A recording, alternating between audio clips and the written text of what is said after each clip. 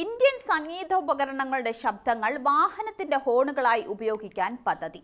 കേന്ദ്ര റോഡ് ഗതാഗത മന്ത്രി നിതിൻ ഗഡ്കരിയാണ് ഇക്കാര്യം അറിയിച്ചത്.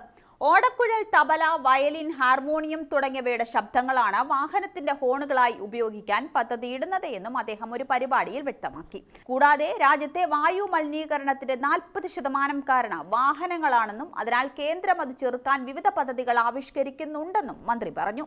വാഹനങ്ങൾക്ക് മെഥനോൾ, എഥനോൾ തുടങ്ങിയ ഹരിത ജൈവ ഇന്ധനങ്ങൾ ഉപയോഗിക്കാൻ മോദി സർക്കാർ പ്രോത്സാഹിപ്പിക്കുന്നുണ്ടെന്നും നിതിൻ ഗഡ്കരി വ്യക്തമാക്കി. കൂടാതെ രാജ്യം ഇരുചക്ര വാഹനങ്ങളുടെയും കരാറുകളുടെയും കയറ്റുമതിയിൽ വരുമാനം നേടുന്നുണ്ടെന്നും അദ്ദേഹം പറഞ്ഞു. 5 വർഷത്തിനുള്ളിൽ ലോകത്തിലെ ഏറ്റവും വലിയ വാഹന വിപണിയായ ഇന്ത്യയെ മാറ്റും.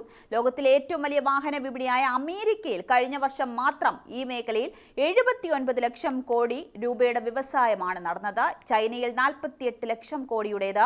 22 ലക്ഷം കോടി രൂപയാണ് ഇന്ത്യയിലെ വാഹന വിപണി കഴിഞ്ഞ വർഷം നേടിയത്.